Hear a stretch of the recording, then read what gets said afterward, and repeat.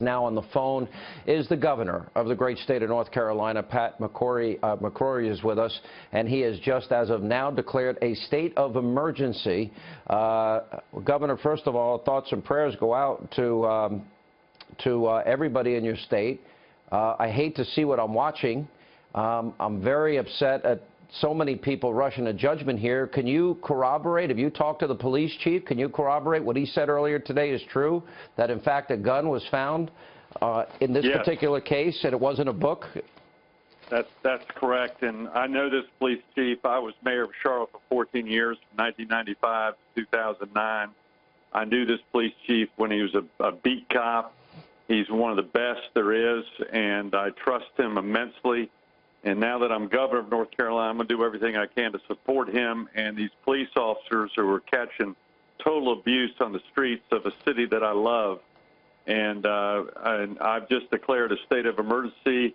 We're going to be bringing in National Guard right now to help the Charlotte-Mecklenburg Police Department, and we're also going to be bringing in state highway troopers to supplement their needs, primarily to protect buildings so the police can arrest those necessary these people who are causing damage to buildings and also trying to harm people in the great city of Charlotte.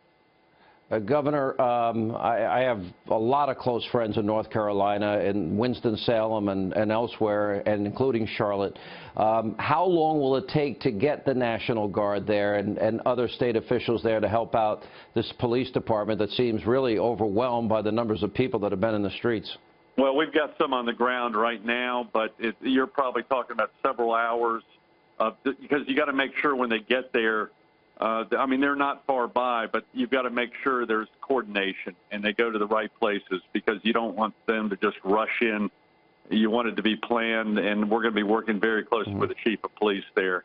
And I've got I've been on the phone basically all day waiting for the directive, and I've had people getting prepared for this since 7 o'clock this morning, frankly, coming from all over the state. Have you heard from the president of the Have you heard from the President of the United States yet? I have not, no. Yeah.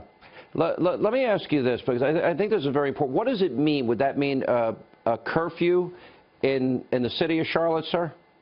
No, right now the main thing that I'm doing is providing assets to the police department. I do think that's something that the City of Charlotte officials ought to consider for the City of Charlotte at this point in time, but I'm going to let them make that decision. As mayor for 14 years, I had some similar circumstances, although social media has changed dramatically since that point in time. And social media makes this much more difficult on police because of the activity that can be coordinated through social media. And frankly, the 24-hour news cycle doesn't help either because a lot of these people are playing the cameras. And in some areas, even in downtown Charlotte, we have a lot of media there. And where some of them even outnumber some of the protesters, so there's some of that problem too. And we have similar problems throughout the United States. So a lot of these people are playing to cameras, and I encourage the media not to let them play to the cameras because that just puts our police in jeopardy. And that's what I care about right now is our very brave police officers. And it's a very, very stressful situation. And I'm going to do everything I can to protect our city, our state, and especially support our police during this time. Well, Governor, we certainly support that goal of yours. Let me go back and talk about the Charlotte police chief. I believe his name is Kurt Putney. And he said he was very, very firmly today. He disregarded all of these, the differing narratives that have emerged, neighborhood residents saying that the man that was killed here, Keith Lamont Scott, was carrying a book. You have been able to confirm with the police chief that, in fact, a gun was apprehended from that individual? That is my understanding in talking to city officials, but it'd be safer for me as governor to let the city officials respond. And I think it's very important for me to defer the details to the chief or to the mayor. I think it's very dangerous in these types of situations to have too many spokesmen. And I'm a former mayor, and I've never wanted the governor to be deferred to. That's further away from the situation. I trust this police chief. He's got an excellent force there, And I've worked with them many years, and I used to ride with the police in Charlotte. It's a great city, and it is a great city. I've been there, Governor. It's a great city. I agree. Let me ask this. Can you confirm one piece of information for us?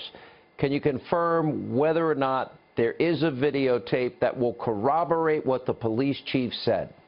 I will not confirm that, because I think it's up to the police chief to give those direct answers, or the mayor, and I'll let them deal with that. My job is to help the mayor and the police chief in protecting their city and protecting our state, and that's my major concern right now during this next 24, 48 hours. And it's very sad to see some people whose only interest is to cause trouble, and that's a very small minority of people in Charlotte.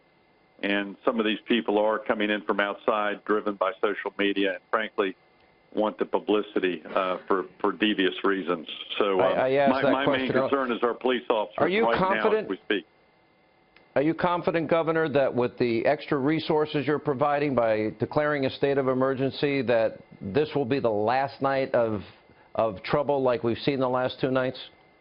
That would not be a